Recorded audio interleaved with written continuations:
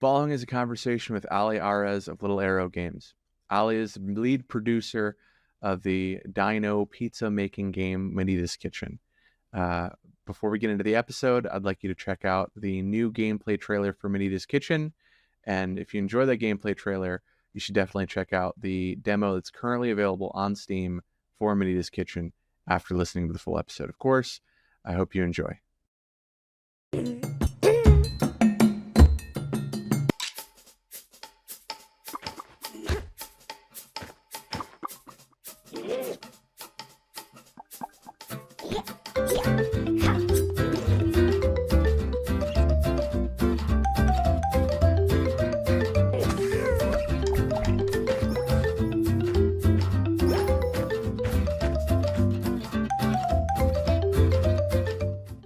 You were also picked as best game by Devolver Digital at Indie Dev Day last year. Yeah, yeah, that was really surprising. We had a meeting with them, and it was really fun. The meeting, we just wanted their opinion in about our game, Mm-hmm. and they give us the award. So Yeah, I've had a ton of fun with it. I played through the demo a few times. It's just a fun, like the way that I look at Manita's Kitchen. Am I saying that right? yeah, it's fine. It is Okay, fine. cool. Yeah, in Manita's Kitchen, like I know it's about dinosaurs making pizzas, but it the way that I think about it is it's a nice like a little slice of cake. The way that I think about the game, it's like it's not like you have your Starfields and your Baldur's Gates, you got your big entrees, your big steak and sides and what, but then you get these nice indie gems that come out that are kind of like that really nice slice of cake, at the end of the meal. Oh, And that's my feeling. That's how I feel when I played the demo. such a nice compliment. I like Yeah, it. no, it's a very very fun game. How long have you been working on it? Oh, well, it's almost 2 years. We began last year in January, and well, the game has suffered a couple of transformations since the beginning. But yeah, almost 2 years now. And the team, I was looking at the press kit and the amount of contributors or collaborators rather, it's very large for It an independent is. team. Yeah, could you tell me a bit more about all of the collaborators and how many are Yeah, actively contributing? well, like the idea of the game was born in a game jam with genders point of view, like inclusive point of view. So we gathered a group of woman, non-binary people, trans people to make a video game. So like the game jam provide you to have at least one person for each role, and that's why at the beginning we were so many, like 3D, 2D, music, narrative, everything. And after that, some more people joined because why not?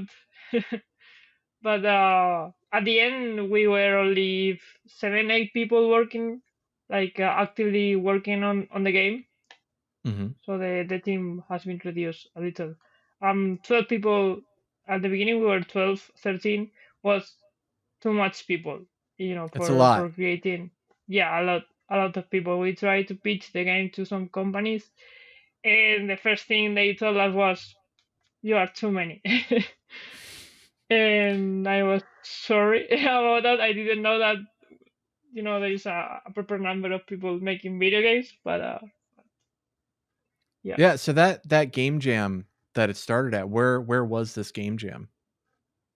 Well, this game jam was online in Spain. A new, well, I don't know how to call this. It's a company, they helps you to create your game, like take you by the hand and go with you step by step.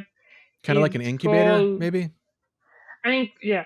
Sorry, I didn't have the word. An incubator. It's called Power Up Plus now, Okay. and they just had their first edition. This year they are gonna have the second edition of incubators to help more people. That's very cool. So that's where you met this large 13-person team. Yeah, You met them there. yeah. So was this like right out of the gate? You just all kind of hit it off, and we're like, "Hey, dinosaurs and pizza." Basically, I pitched like I just said the idea. Hey, what if we make a game about T-Rex cooking pizza?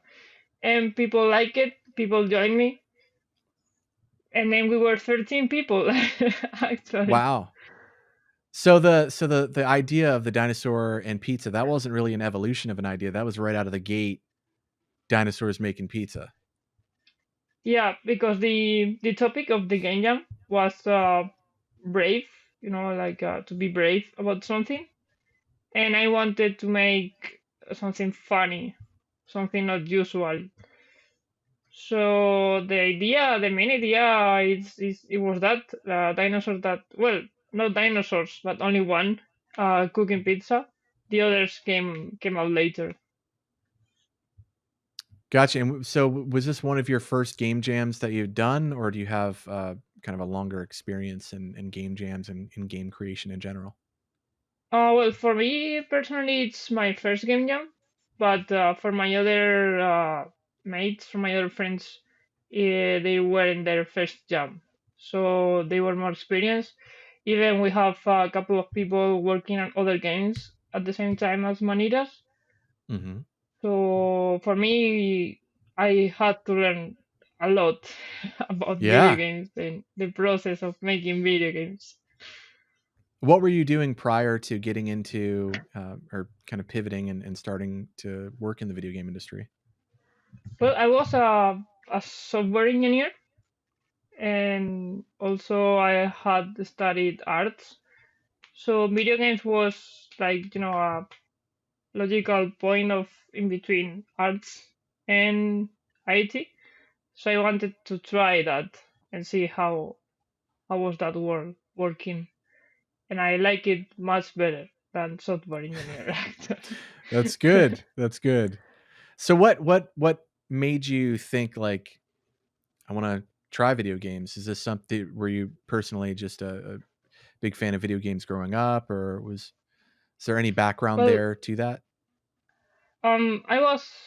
I liked video games, but in my when I was little, I didn't have much access to it. Just Pokemon, and that's it. When I was a teen, I met Animal Crossing, but I began to like more and more video games. And as software engineer, all my classmates were League of Legends fans or World of Warcraft fans. So they all got into me more video games, like to know them more and to like them more. And I did like a small course of design of video games, and that's when I decided like, okay, I want to try this and see how this goes. Like, yeah, to I wanted to make video games for people that didn't, they weren't usually players. They weren't players. To people that want to take a little step and try and a, have a fun time, relaxing time.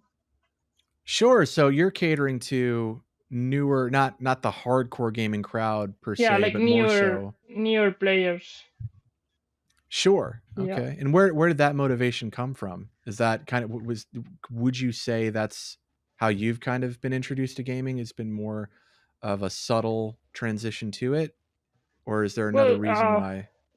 it's because of my background, and also because there is still they were this stigma on women and video games or female point of view, and I wanted to break that. I wanted female and non-binary and trans people to make a video game that wasn't necessarily be a video game for girls. This typical category in websites, in game websites, you have games for girls, and it's only makeup games or cooking games or take care of the baby games. So I wanted to, put a mix in that, you know, female people creating games that are for people, not female games. Yeah, that's that kind of speaks to your mission too, right? Like on your press kit, your mission, it's stated as to bring more diversity, inclusivity, and Yeah. adorableness to the gaming Yeah. landscape.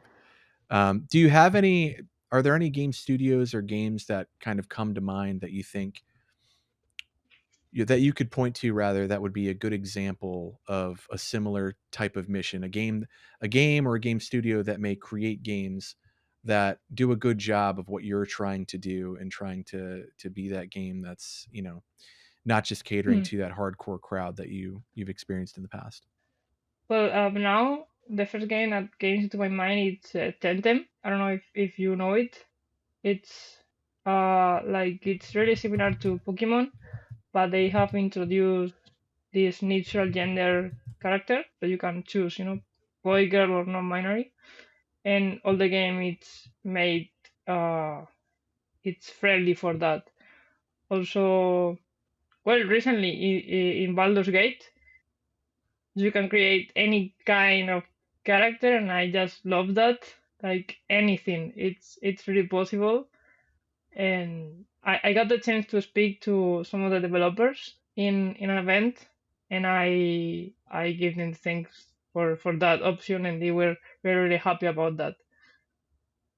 So is it more so that, like, in these games, that you like the ability to have more accurate self-representation in terms of the characters and um yeah, basically the characters that you get to play as, you get to have that more accurate, you know, person or character that you can say represents you in a more closer one-to-one way. Is that more Yeah, they are accurate? more inclusive. It's Mhm. not because I grew up with boy or girl. I don't know. I just met a lot of people who needs more than that, and I love that when video games start including that, like step by step, the industry it's getting open for more experiences.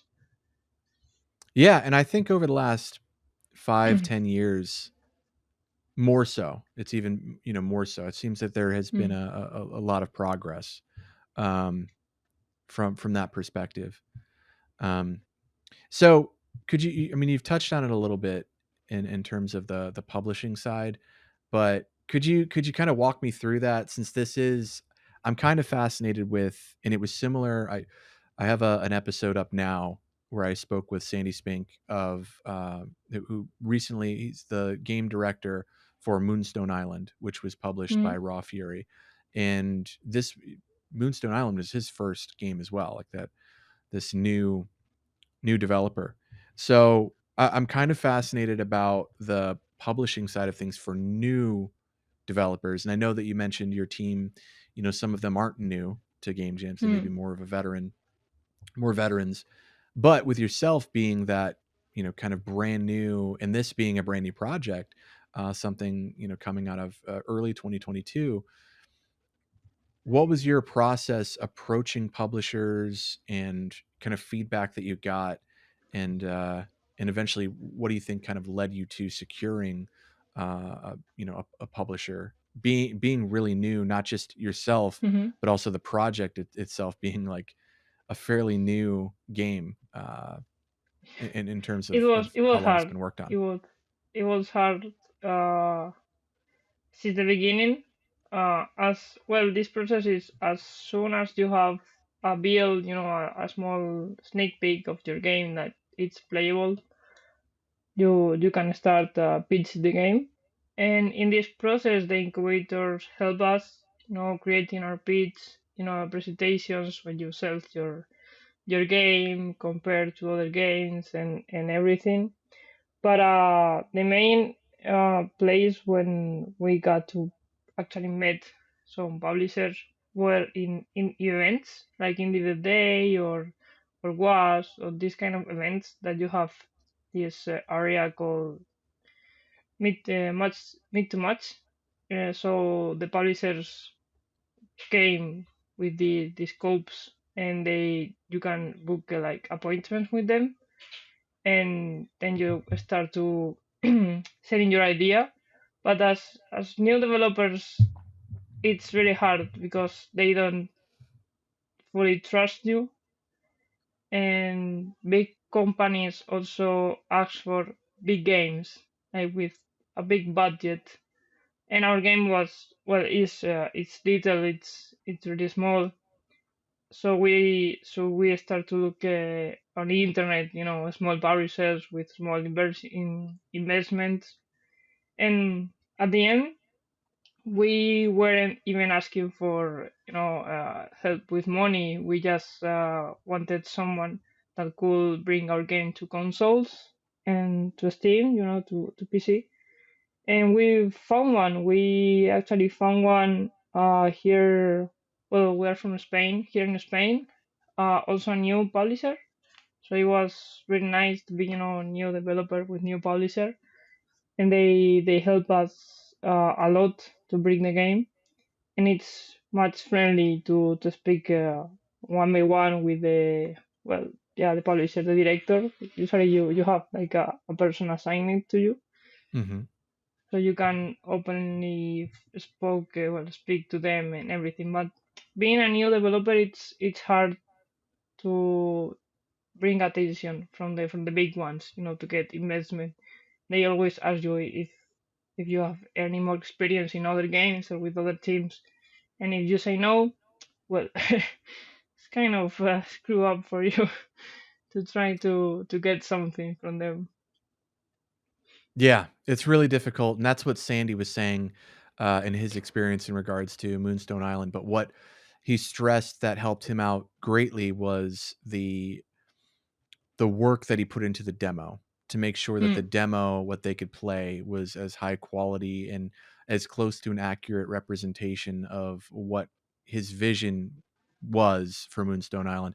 But also, his game had a very diverse amount of features. There's mm. creature collecting, life sim, farming, you know, Yeah, procedure, it's quite big. So yeah, this big in it's scope, more, large in scope. yeah, it's more easy. Well, for them it's more like they invest money, they can earn more money about that. So they only want big games or something like that.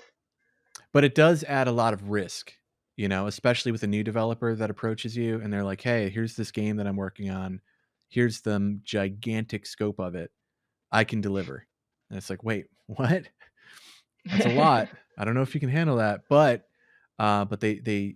Sandy did get picked up by Raw Fury, and that one worked itself out really well. And in fact, Moonstone Island just launched um, 2 days ago, and it's doing Oh, that's doing really nice. well. Yeah, but that is fascinating that there are publishers out there that, I mean, if you can, validate that you're a professional, that you know what you're doing, that they can trust you, that there's still, agreements to be had no matter what stage of where you are in the video game industry. That Yeah, I guess if you meet the right person, there's everyone for you. Like it's for every kind of people in games. There's always someone that can help you and want to help you in a way or another. yeah, yeah, absolutely. And Manita's Kitchen, you mentioned it's going to be on pretty much every major console, right? Nintendo Switch, PlayStation, Yeah, Xbox, and PC. Was that something that you were kind of rigid on, that decision to be on all platforms early on, or were you intending on being on PC only, and then the publisher came in and said, "Well, hey, let's bring it to all these different consoles"? it was more like the second one. At the beginning, we were thinking about only PC, but we wanted to bring the game to Switch because of the aesthetic was really Nintendo friendly.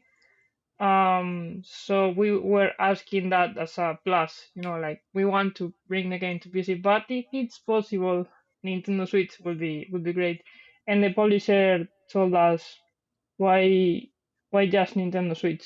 Let's go for the other ones. And we said, right, yes, let's go for it. If you can make it, we are happy with that. Yeah, that's awesome. I wanted to bring that up because of that. When I was playing the demo the whole time, I was thinking, this is a Nintendo Switch game. Like, this Yeah, is something totally. that We should weren't be. thinking about that this in the beginning, but it happened. So, Yeah. Yeah, there's a game that came out a handful of years ago, Battle Chef Brigade, and this gives me very similar vibes to it. mhm, And Battle Chef Brigade, if you hadn't seen it, or heard of it rather, it's very similar aesthetically, um, very very similar tone to it, very mhm. charming, um, and yeah, so that was one that I believe they launched on Switch as well, and it was a great fit for that platform. But yeah, I'm very much looking for. Is it going to be a release at the same exact time on all platforms, or is there any delay for any particular platforms? We intend to do a release for everything on the same day. If everything goes well, it will be possible. That's Um, outstanding. it's because the game needs to like pass all the Nintendo controls Yep. and everything. Hmm. So we're still waiting for that. I don't think like everything is really Nintendo friendly, so I don't think that will be a problem. So we expecting to release on the same date. But as we need to pass Nintendo controls, PlayStation controls, Xbox controls, they are Yep. different. So anything can happen. But we are in the process like right now to get their approval. This is also a great game for the Steam Deck hardware. This is also one that I think could be very fun on that device. Yeah, that was Um, the publisher told us that it was really easy to bring it to Steam Deck. And one day they just sent us a photo of they playing in the Steam Deck, playing Manitas, and we were so excited. We were screaming and dancing like, "Oh my God, it's there! It's real! It's happening!" Yeah, that that's was awesome. a great day. Yeah, Yeah, I'm loving the sound of this publisher and all the decisions that they're making here. This is really cool. yeah, they And were actually a video game studio before, so they know what they need. good. That's good. Um, I see your release date has been announced October 23rd. Hmm. So there is a Next Fest that's happening earlier in October. I believe it's the 9th through the 16th. Have you participated in a Next Fest We with this? haven't participated in anyone, but we want to be in that one. Gotcha. Well, I think we are gonna be there. I'm not sure, but I think we will be on that Steam Fest, which because we had great wishlist numbers, so Steam likes that. Hmm. So I think we will be there. With Did you apply? Did you submit the application for Next Fest to be in it? well, the publisher did, so Hmm. that's why I'm not sure about the if we are in or not. But I think there won't be a problem. We wanted to apply to a Steam Fest before on July, but the demo were not ready for that, and Yeah. we rather step back and have a more complete demo. Yeah, and the timing on this one's really good because if you can be in Next Fest during this upcoming October one, you'd be able to. I could see you doubling your wish lists. Potentially doubling them prior That's to. that's what my publisher says. Yeah, it's um, impressive. Like, if there's momentum leading into Next Fest, Hmm. I mean, also product fit is a massive one. Product fit on specifically for Next Fest. Like if you're working on like a simulation game, uh, they do really well for during Next Fest, or strategy games do as well. Hmm. But yeah, it's something. It's only a week long, but the results from that week can be absurd. They can be Hmm. absolutely absurd.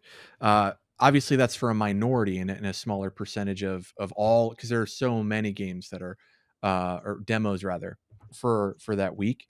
But if you can maximize the event, then it gets really insane. I've said it before on this podcast, but I participated in Next Fest in June, the last one, with a Hmm. game called Norland, and we went into that event Next Fest with 100,000 wish lists for Wow. Norland.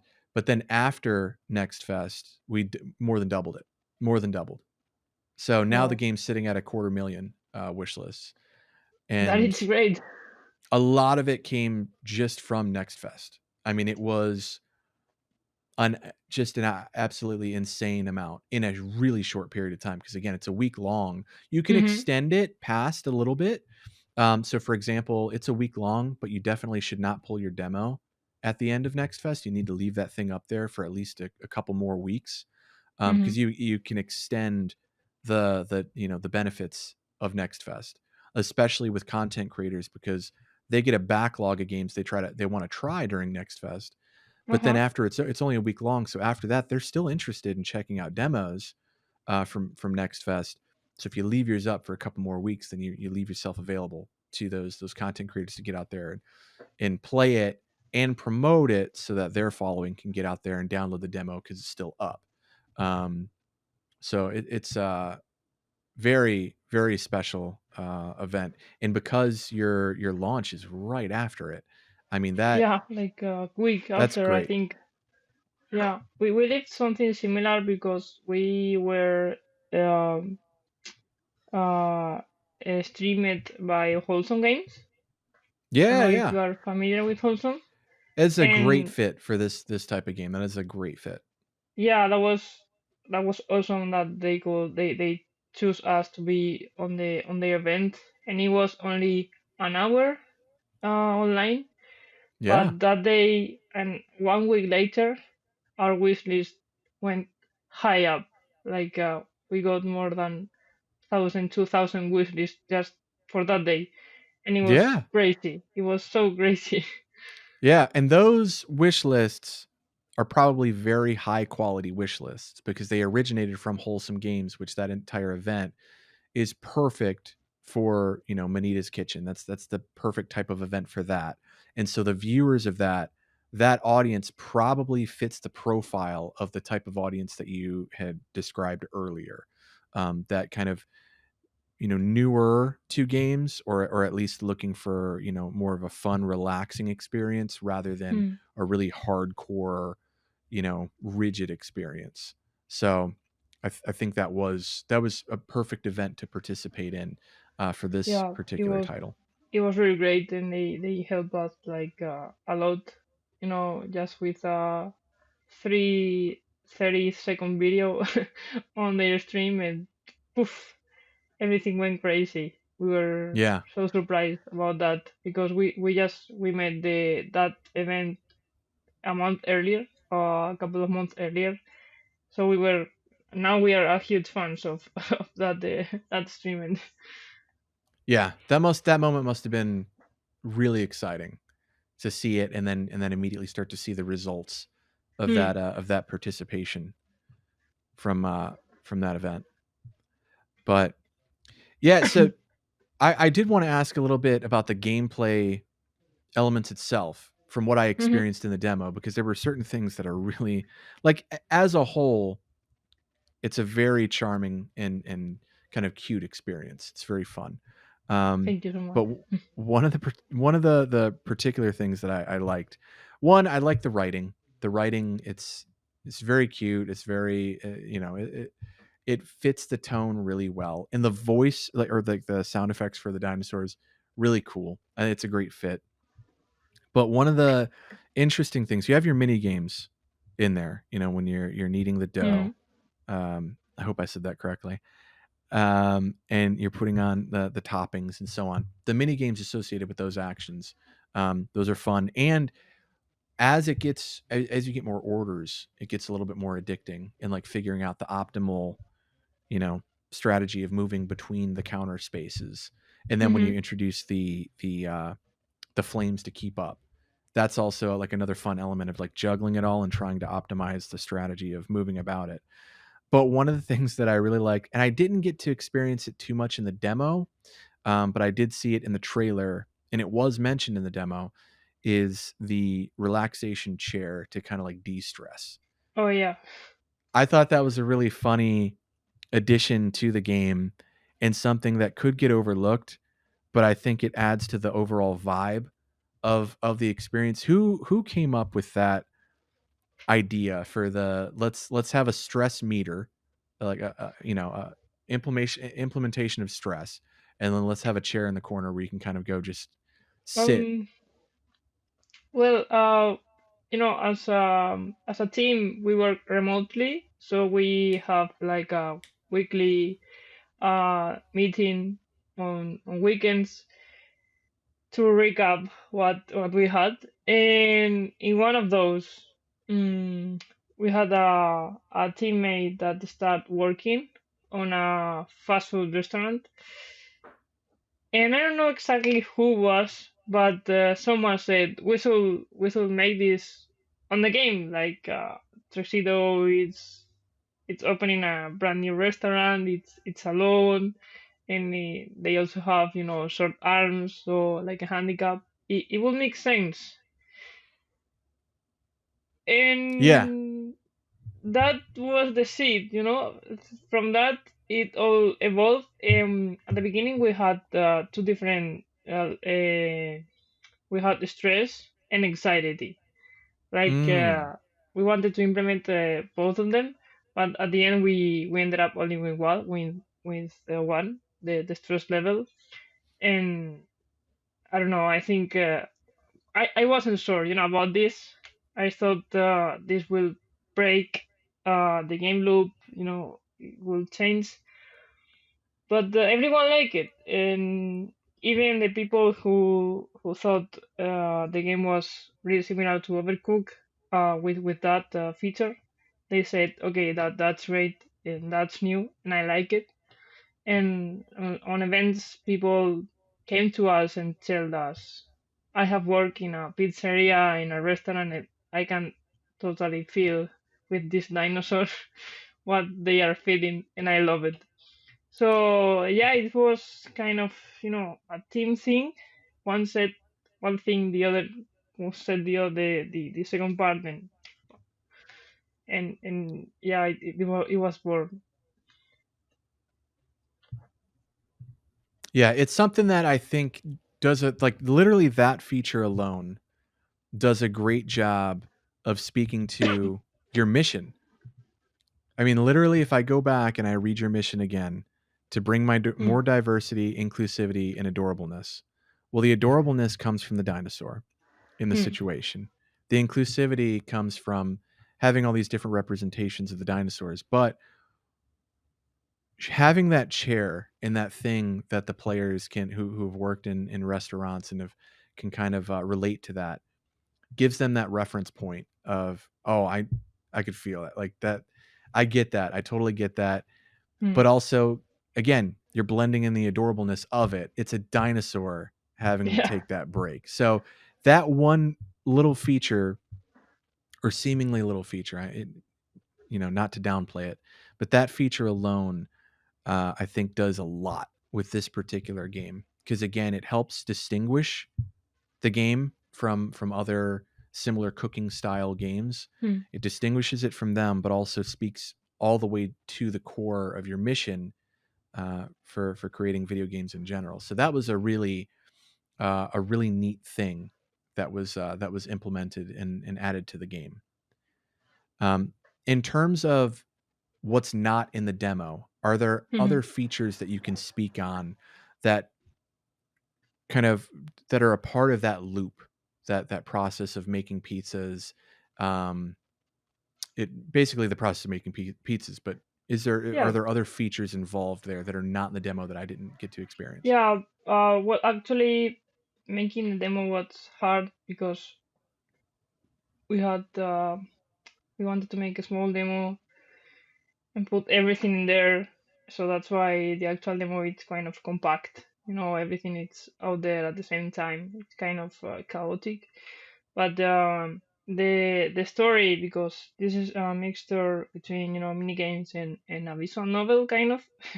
So the whole story between Tuxedo and Al Padrino, their boss, who is actually their brother. They are siblings. Hmm. Um, this is all in the game, and this brings some more adventures with Al Padrino's work and their influence in the restaurant. So it's like more different pizzas will come, of course, more recipes, more complex, but also the the stuff that comes directly from the story between their relationships. And also, I don't know if you played the complete demo and the last day. It's a night shift. Hmm. Yeah. So this, I don't know if I can or should I not say it, but things will happen in the night shift because it's when things start being in hard mode, and this shift will bring up randomly, like one day, just, hey, night shift, you have to work, all that kind of things. So we wanted to keep a standard game loop with the pizza. You only need to learn how to cook a pizza, and your stuff will it came out later. So don't worry at the beginning. Just learn and cook as you want and prepare for later. Yeah. So in the demo, another thing I really enjoyed was the coming in late, the because it eased me into it, and it eased me in with a couple of pizzas that are very easy to make. So you Hmm. get the understanding of the layout of the kitchen, and then how to quickly put together these pizzas. But then you get the night shift where it changes the tone quite a bit, and it introduces sketchy, kind of sketchy customers Hmm. that are now there. That piqued my interest when I got to that part, and I wanted to know more about them. So I was making these pizzas for That that means that my work. first thought. Yeah, so that when you're explaining that there's more of a visual novel element to this, that's got me more excited because that was something I wanted more of when I played the demo, which was, all right, who are these sketchy people and what's going on here? With them, they're big tippers and all, but that's great. But what's going on with these sketchy individuals? As I'm in the kind of position of a dinosaur making the pizzas, you know. Yeah, So. yeah. The game, it's the tone. It's always from Tuxedo's point of view. So they are just innocent, well, naive, silly dinosaur that they just want to cook. So we wanted to let the player to feel what they feel, to not let any guide outside of it, just leaving Al Padino and the other dinos to let the players know as they let Trexitos know. So I hope this will be clear. And well, I guess some people will complain about this, but I think it turned out quite funny, I would say. Yeah.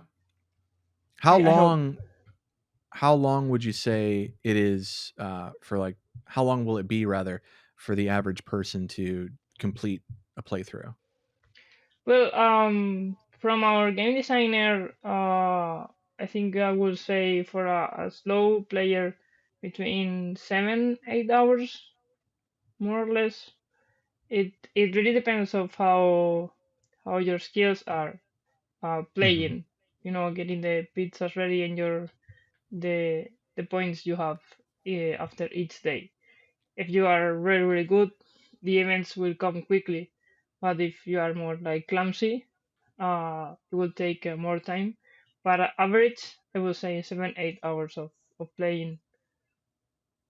And do you have any sort of accessibility features that are geared towards that type of player that may not be native to video games that are trying this out maybe as one of their first experiences in games and maybe experiencing maybe some personally difficult challenges in various stages? Is there anything there that may help them? Well, it's there is nothing concrete about that, but the how the difficulty curve goes, it's really soft. No, it's like even if you are kind of lousy or newer, you can go step by step, and if you lose, you will be able to keep going, and try again. And even the the core events will come. I mean, you're not gonna be like blocked out if you can't pass a day or something like that. It's just you can have bad days and you can keep going and you will have a great Gotcha. day Okay. after that. So just So keep. it's not, you don't have to be perfect to keep You it don't need to be moving, to perfect. You to keep just need progressing. to keep going and be better at it. Just improving yourself. That's it. Yeah. And that makes a ton of sense too, because from someone, anyone that works in a restaurant space, you're going to have off days, you're going to have bad days, and so aligning that to the actual game design, that's pretty cool. I like Thank that. you.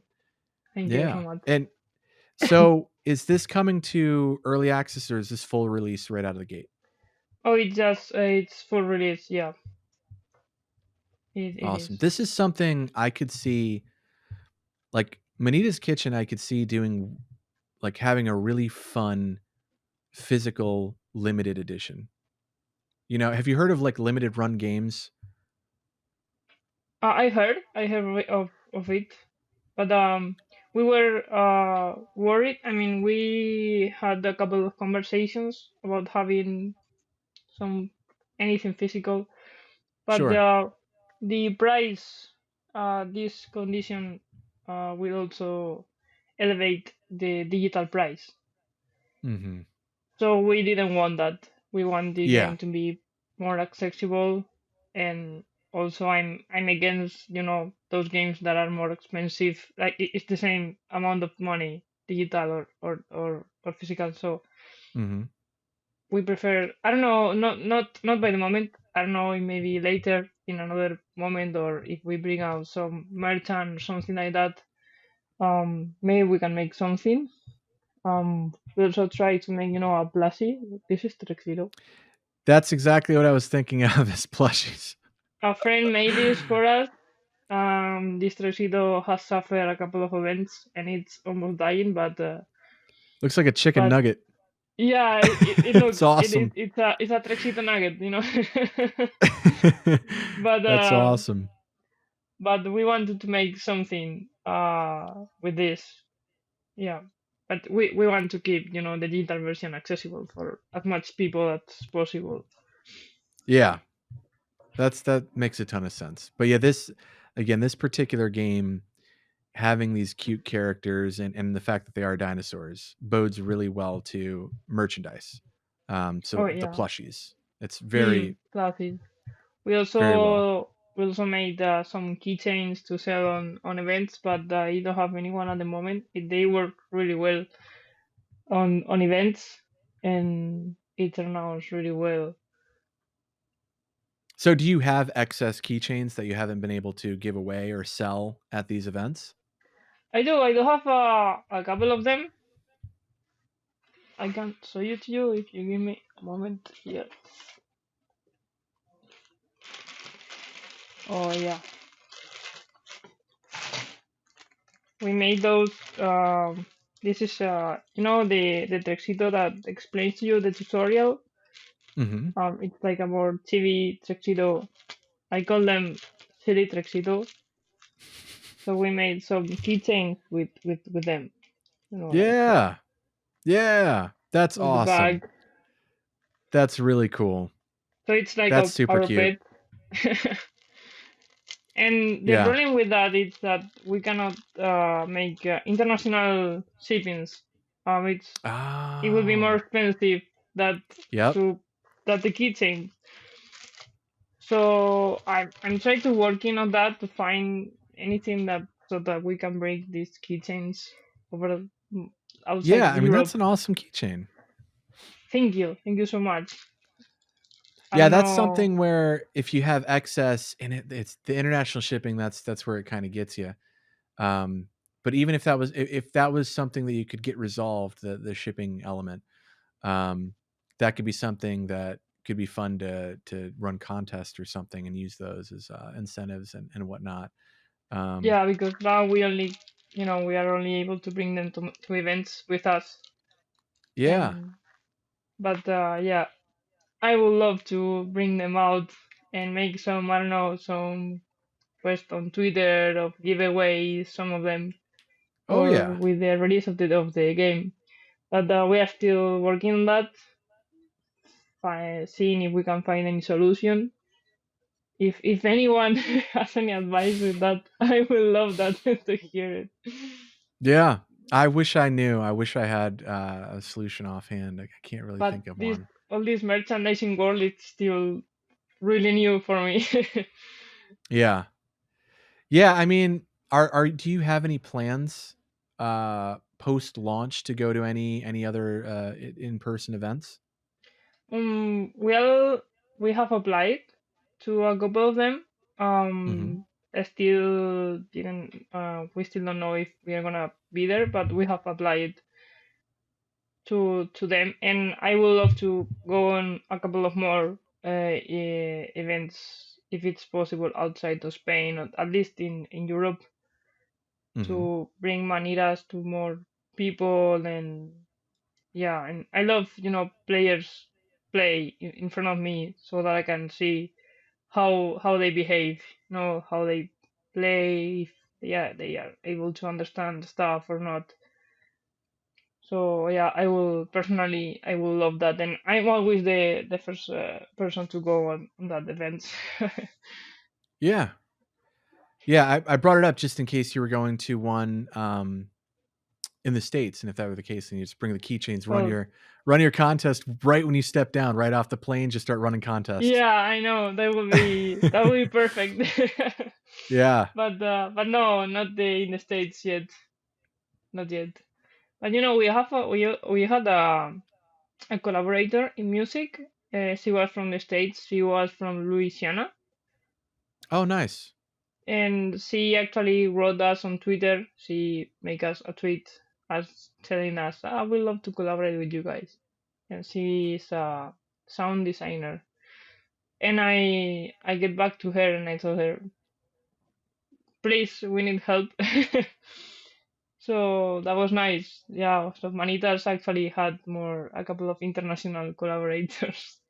There's a lot of collaborators. Manita's been a lot of people have been putting In work in. in total, 17 people have worked in Manita's kitchen. That's That's pretty a lot. impressive. That's a Yeah. lot of people. Who's Yeah. been how has that work kind of process been? Is there a particular person managing, or is it more of a collaborative, no manager? No, I'm I'm the one who tries to, manage everyone and try to keep peace between the departments. Yeah. But it's mostly each person make one two things, 3D programmer music. So we just have this escalator, like, okay, now you, now it's your turn, now this. And we do have three programmers uh, in that's the only department that we needed help, because we don't have any professional person in our team. All of them are students or they just graduate or something like that. So I try to make this weekly meeting to put everyone in contact and then speak to everyone and see how it's going, if you need anything, if you are fine, how is this, yeah. And if programming discuss with art, I have to be there and make beats for both of them. And also I'm the person between the publisher and the team. I need to protect the team, like think about the best thing for the team, and also try to make it with the publisher. I'm like, the bridge between worlds. I'm like Hannah Montana, Yeah. I have to be everywhere. Is this your first time kind of being in that position, being It that is. central point? It is. The only time similar to this is when I was Dungeon Master playing D&D. That was the only thing. But yeah, I think it's harder to make a game with D&D that manage a team. But in Manidas, well, it was my first time, and I didn't even pick the position. The team told me you, and I said, "All right, Yeah. it's me.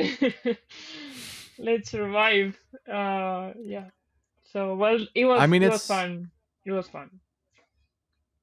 yeah, it's impressive. I mean, you're starting 2022, being able to have this amount of people contributing, but also being that central kind of glue to keep it together Hmm. and functioning, at an optimal pace while keeping scope intact and not scope creep, not trying to add in additional features and Hmm.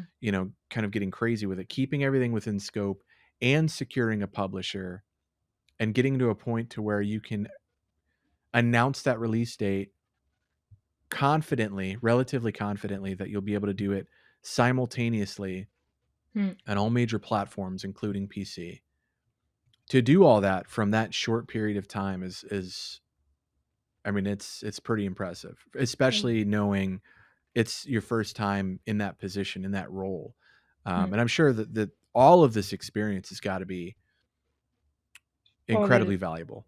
it is. I have learned so much, and not only about video games, but about people and emotions and everything, because we are working with people.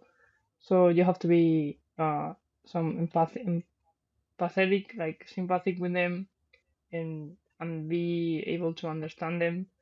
But I also have helped, my team. I had Hmm. lucky; they are great people. I have nothing against them. They are really great, and even they have been a couple of times that I was so burnt out, like I can't do this anymore, and a So couple they of got you a chair, and then you yeah, sat they down got in the me a chair. chair. I got a producer for me that helped me and told me relax, breathe, get away a couple of days. Don't worry, the team is fine, and please go. Came back. I mean, don't go away. But I have learned. I mean, and now I'm here, I can see how much better I should have done things. But I have learned it now. I mean, I'm sure that Manidas we can be completed in less than 2 years time, but the things that everyone has learned, they are really, really valuable and awesome. I'm really happy to be able to have been able to do that. No. Yeah, like you said, it's a team effort, and to be lucky enough to have a team that doesn't kind of Yeah. fall apart over that period of time. That's very lucky. I mean, and it's really cool that it all stemmed from a game jam. Um, and honestly, a lot of really good games stem from game jams because these game jams are very passion fueled, or Yeah. more hobbies and passions and all that good stuff. And that's kind of where you want a product to originate from, is from something like a game jam, because then you're getting a bunch of people that kind of have this desire, Hmm. that are genuinely having fun. Like you were saying with your history prior to the video game industry, you like this a lot more. You're having more fun. Hmm. Um, that's the game jam.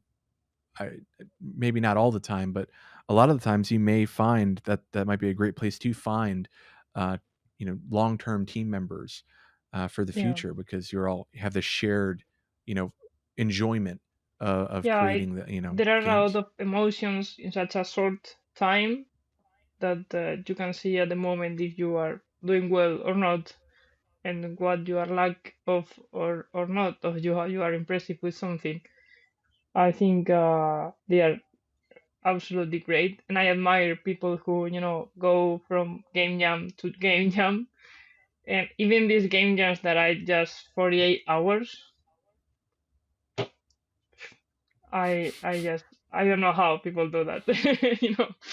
We had a week, and if you could see a first version of Trek Zero, it was horrible, completely horrible. I mean, you even give a shit about us, but after that, the people who stayed, that's when we make it better. Yeah, the evolution of the idea and the concepts are also great to live them. Yeah. That's very interesting, m bringing up the Game Jam timeline, and Oof. that does help in identifying good team members because, you had a week and then some, like you said, have 48 hours. That puts pressure on everyone in a Yeah. way to deliver, and so, yeah, I've never really thought about that when it comes to game jams, but that artificial pressure that you get from the game jam and having 48 hours or a week, that not only does that show the participation not only shows that they're, they have a passion for this or an indicator that they may really enjoy it, but also the time constraint shows their ability to handle that added Yeah, stress. that's Um, the hardest thing, I think. Well, the hardest thing in a game jam is to actually decide what you want to do. After that, all game really easy, but you have to decide first. So that's hard. That's the hardest part. Uh, as I have lived and others have told me, like to decide what to do. so I've never been in a game jam. Could you explain, is this in the same building or is this something, or does it start in the same building and then you go off and stay connected through the internet and then work on your own time, or do you all Hmm. come back to a centralized location to continue building at Well, certain points of the day?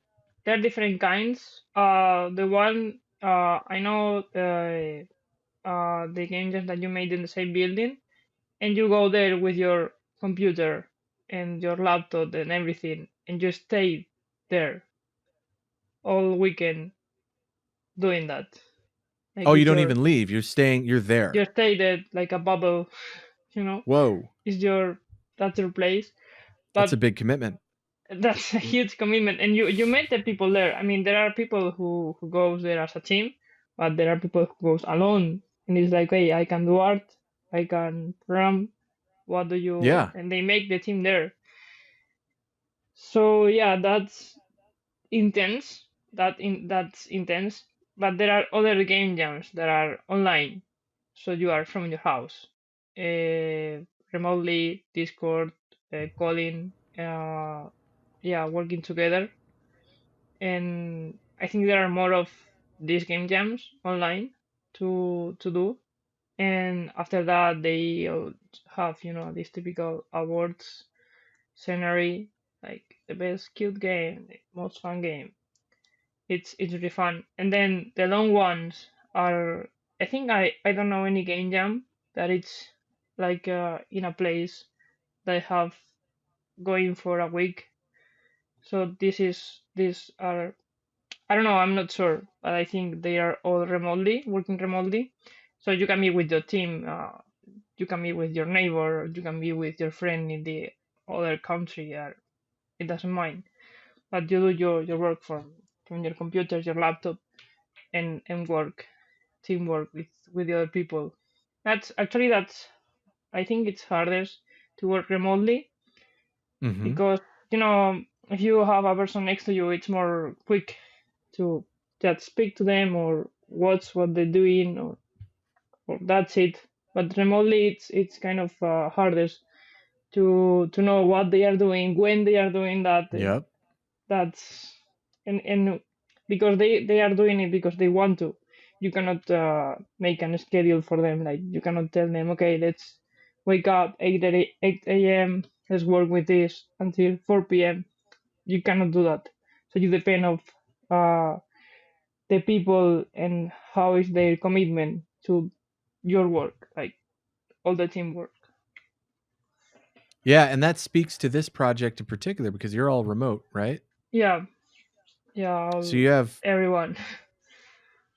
all of these collaborators that are remote, and many of them are young. I'd say the whole team's young, Yeah. and so again, the luck involved here in being able to get all of them together to show up every day or show up consistently enough to make progress, and be that person that that producer role to have to kind of maintain all of that and to do it for the first time. It's absolutely crazy. And so that the game jam that you did Hmm. being a week long, I would assume that one was that was a remote one, right? That you did Yeah, for that with was Manita's Kitchen. remotely. It was in the beginning of January, and we also had. I was a programmer there, and we were two programmers, and the other programmer got COVID. She got sick, so she Mm. couldn't stay for 5 days out of 7. Ah, yeah, And we hadn't any producer of anyone. We just everyone made their own part, and it was horrible. Like you could see a green dinosaur, really cute, and then you have a kitten, really realistic, almost hyper realistic, and yeah. nothing worked because nothing worked. and and that's it. No animation, nothing. And after that, that's when we realize we need a producer. We need someone to help us organize everything. And that's when they is that when they elected you? They're like, "Hey, you Yeah, got that's this." that. Yeah, that's when that happened. Gotcha. I didn't know what I had to do, but in the incubator they gave us a producing class, and they told us everyone thinks Oh, that. nice. Yeah, the incubator give us some classes over the Fridays and Saturdays, I think, 2D, 3D producing, programming, and they will also give you hours of mentorings to know how is your project going, and if you need anything, you can speak with this person or that person. So in that classes, the teacher said everyone thinks that the producer is at the top of the team, but actually we are the mom of the team, and we are at the bottom, trying to help everyone in our hands, and not, yeah, that's like the producer is like the butler of the team. That's our Yeah. job. How do you feel now being in a producer role with this project nearing completion here? For the next project that you work on, do you think you're going to pursue that role, or are you going to kind of take a step back or want to take a step back more to what you're more familiar with?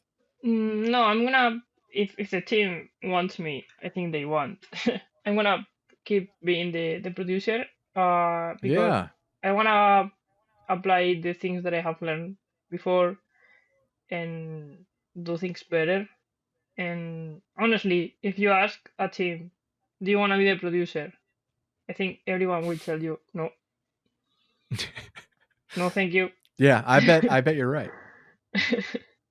But I didn't know that. Like, I know why no one told you. Everyone said no. I didn't know what. I didn't know why. I truly didn't know. But if you survive your first time, you're gonna be fine. You're gonna be Yeah. So just it sounds fine. like you're liking it. Sounds like you're having fun with it at this point I and you're I ready do. to. in the last time of the Manitas in the QA, with the testing, it was hell. It was really really difficult to manage the team. Stressful times. You are almost finishing, so no one has to do anything besides programming and maybe some 2D art or UI art or marketing. So it was hard to keep all the members still ongoing, which and to help the teammates that are still working because they are also tired of work. And I've my programmers have told me I just spend 12 hours working looking for bugs or looking for anything. And at that point, what can you do? I mean, there's Yeah. almost nothing that you can do. So actually, I sent twice food to my teammates. I sent one a lot of Oreos, and another Yeah, one yeah. I sent her a kilogram of Kit Kat, like chocolate. And I told That's them, awesome. I love you. Please keep working with me. We are almost there. Yeah. So that's it. It's really really diversified the work that, and I really like it. I like to work with people and not like numbers, or Yeah, yeah. it's nice. It's nice to be the mom or the builder of the team, and Yeah. you can see how they work and how they evolve. And when they got the results, they are really happy and so excited. And that's when you have to tell them to not be so excited.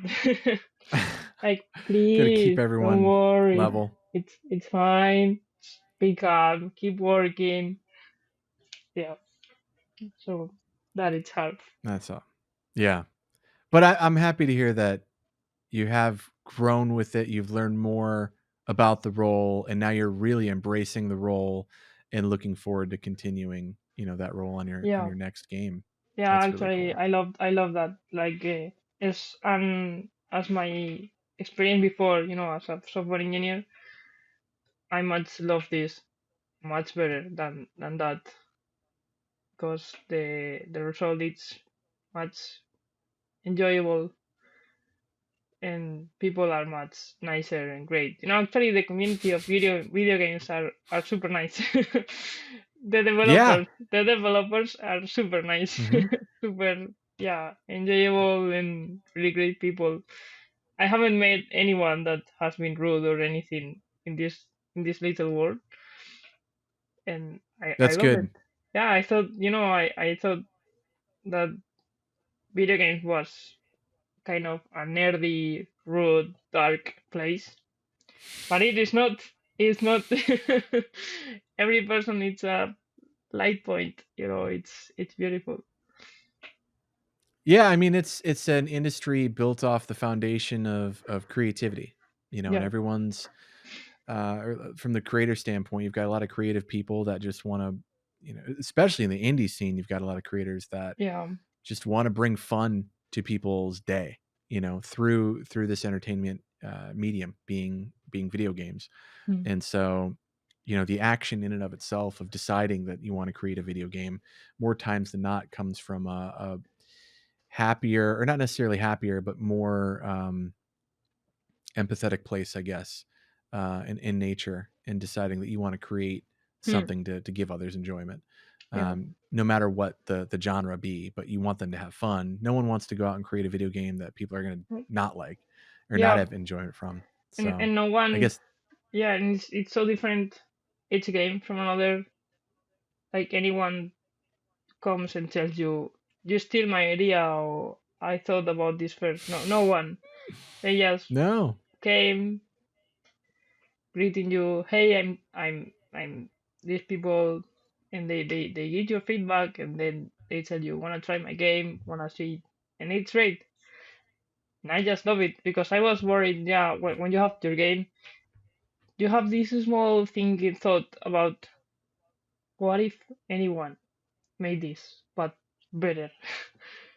Mm. Yeah, It that's something that, yeah, you don't have to really worry about as much in this industry. No, at least in the scenario, not the big ones, but in the indie developers, you don't have to worry Mhm. about that. No, and in fact, you can kind of embrace it in that, going back to Moonstone Island, the origin of that game was Stardew Valley. Well, you Mm, could argue that the origin was Harvest Moon, is mm, that was Sandy Spink. One of his more favorite games growing up was Harvest Moon. But the idea of Moonstone Island didn't really come to his head until he was playing Stardew Valley, and then he was like, "I really like this game, but what if this was changed? Well, what if I just did this little thing differently?" And then the idea of a game started to form in his brain, and then he thought, all right. When COVID became a thing in 2021, he kind of like drew a line in the sand. I was like, all right, I'm going to make this game. I'm going mm. to figure out how to do this. But again, it stemmed from took inspiration from Stardew Valley. That being a game that inspired another game. Yeah, And so in this industry, um, there are so many iterations of other games, but they're just simply it's more of a flattering origin in that they're coming from inspiration yeah, I from agree. other I agree with that. developers. Like you just love something so much that you want to make another thing, but with a small difference or more adapted to you. And even when we started, we we always had this motto of cooking mama, it's our mom, overcook, it's our dad. So let's work with that. And that's Yeah. how I love that. I love that people that really don't came and tell you, oh, you're copying this. They just came and tell you what is different about this because I can see that you reference this game and it's great. It's great. Yeah, I think the process of inspiration and iterating on games that you like, going through that it reminds me of food. When you try food, when you're with others, you try food and it's really good. You're like, man, I here, you try that. You want to share that experience of that Yeah. how that food tasted, and then sometimes you want to iterate on it. You're like, oh man, this pizza's great. Somebody should put pineapple on this. It probably tastes, and then they try that, and they're like, here, try this pineapple. I think it's similar in that way where, when you have something good, you try it, and then you just want others to have that a similar feeling Yeah. from that. Um, it's kind of a way that I think about it. We do have But pineapple in our game. yeah, it We do. deserves to be there. Honestly, Yeah. it's my preferred It is. topping. Well, you can make your favorite pizza in Manitas. Honestly, I'll just do dough and pineapple. I don't even need the sauce or Ah, anything. you Just just you give just me want the chunks. pineapple. Yeah, it's the best. Yeah, But no, well, this is Manita's Kitchen is uh, uh, it's one of those games when I play it, it's hard to put into words um, where it fits. That there doesn't when I played the demo, there wasn't anything unnecessary there. There wasn't anything that didn't that glaringly didn't fit or wasn't right. It's a compact fitting experience hmm where the scope is well defined. I love that the scope is well defined. The kitchen's there, you've got your loop, you've got your mini games associated with the loop. But as you progress in the demo, you can quickly see that, oh, this can get difficult. Like this can start to easily with all the different ingredients and different types of pizzas, and then the added elements of torches and then the stress meter. You can really start to visualize like, oh, if I don't utilize the help that the other characters to help, yeah, this can start to become overwhelming. Not just for the character in the game and having to alleviate the stress, but for me as the player. Um, but it was in a way that it fit and it worked. Even projecting that kind of stress that may come from that, like, it fits and it works in its own way. So it's like a compact. It's like buying a compact vehicle that fits your everyday needs. It's like getting a hatchback. It's like I don't need a truck. I don't need the bed in the truck. I'm not helping people move all the time. yeah, You know, but the hatchback's nice. I got an extra row of seating for my friends and family, and I got the hatchback for the groceries, you know? So it's like it's just a compact fitting experience in the game. And so again, I keep going back to this the team, but that's what's so fascinating to me about this is that you have so many contributors that you could have had so many people pitching so many different ideas that Hmm. all got implemented and started to really throw it off scope and start to make it a kind of a jumbly mess in a way. But it was all reeled in, at least to the experience I had with the demo. It's all reeled in there from a team that's larger than normal for an indie game of this scope. And to have all those contributors, but reel it all in that way is it's really interesting, Yeah, you know. at the beginning it was like as you said earlier, everyone pitching their ideas to everyone, Yeah, and yeah. that's the first thing I learned was to not to leave people aside, but to decide who really know better to create the game. In this case, the game designer, right? He that was the person who was gonna make the game. So okay, this person is gonna pitch their ideas, and then everyone else is gonna tell their opinion about them. And if anyone has anything to improve it, let's hear it. And that's how we began to control this flowchart, this path. Because you know, we got a point where the game designer and then one of the programmers had a meeting, and they start to writing me like, can you come for a little bit to the audio channel? And I was like, yeah, I can go. And the first thing they told me was, we know you're gonna say no, but what if? And that a lot of times. It's a great way to start it. Great way to start. Yeah, but I try to let people know that no one is being left aside. It's just we need people to decide what to do, because if not, we are not gonna keep going. Because that the first months were like this, like everyone just making stuff and nothing was really decided. So I'm glad, I'm really happy that you tell me that, because it's a great compliment and a real great result from that hard work that we had at the beginning.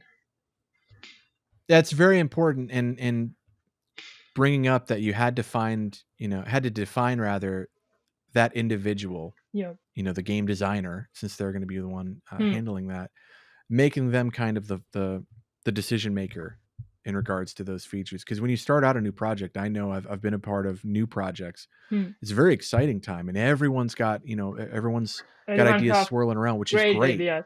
Yeah. Yeah. Like it's a fun time. Everyone's got these thoughts of what they'd like to see done. And that is that's it's a lot of fun. That's a lot of fun It that is. point. But like you mentioned, you get to a point where it's like, all right, well, we have to make some decisions and actually get to work because Hmm. nothing's progressing here. So picking out the game designer, you're going to be the one to handle this, Hmm. and be the end decision maker here. That was a great move with that. So yeah, I don't know. It's good. It fits really well, and I'm very much looking forward to Manita's Kitchen. And you made it to the end of the episode. I hope you enjoyed it. You can check out Manita's Kitchen on Steam. There's currently a demo available until next time.